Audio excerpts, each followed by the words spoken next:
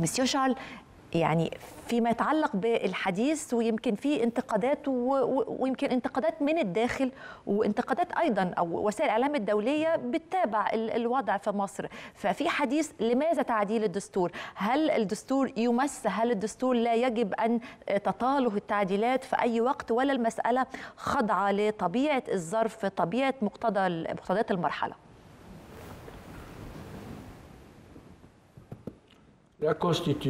الدستور ليس نصا مقدسا. لقد عمل الدستور ليخدم بلد، يجب أن نعدل الدستور وأن نغيره حسب احتياجات البلد.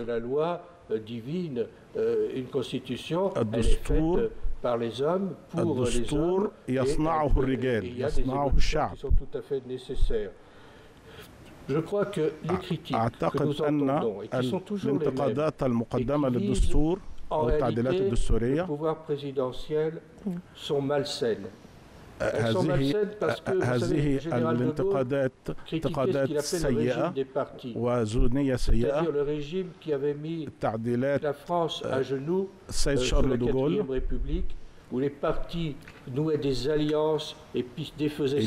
لقد كان يوجد حلفاء لشارل دوغول، كان يوجد حكومة،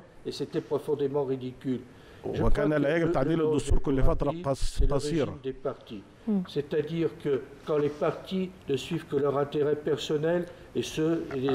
عندما تكون الأحزاب لها مصلحة في ذلك فيطالبوا بالتعديل.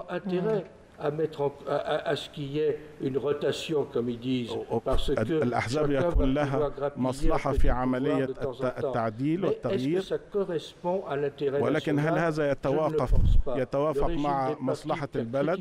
أنا لا أعتقد هذا. الجنرال دوغول ظل يقاتل طول حياته من أجل إطالة الفترة الرئاسية.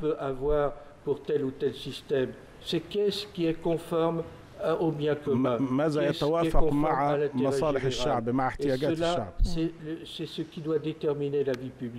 وهذا قانون الشعب. هذا دستور قوي يسمح للحكام بأن يأخذوا القرارات المهمة.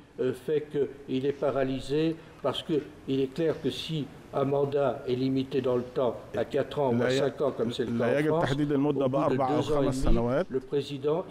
في خلال 2.5 بيكون ليس لدى الرئيس فكرة أخرى للاستمرارية. توجد في فرنسا الآن حملة دعائية، حملات انتخابية تستمر فترات طويلة وتأخذ من هذه المدة. يجب أن نفكر هل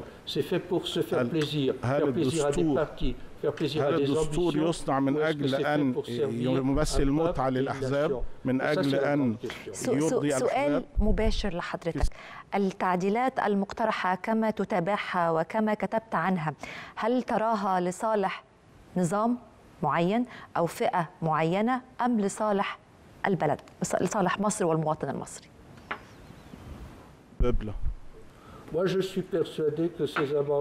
أنا مقتنع بأن هذه التعديلات ليست في صالح شخص معين، هي في صالح الاستمرارية وفي صالح احتياجات المصرية، في صالح المستقبل الشعب المصري. ولهذا فإن المعهد الذي أعمل به يدافع عن هذه الأفكار. نناقش بعض النقاط. بعض التعليقات التي تمليها بعض النظريات ولكن يجب في النهاية أن نعضد النظام. الثورة الشعبية، الثورة الشعبية ضد ديكتاتورية الإخوان المسلمين في عام 2013. كل هذا كان بإرادة الشعب.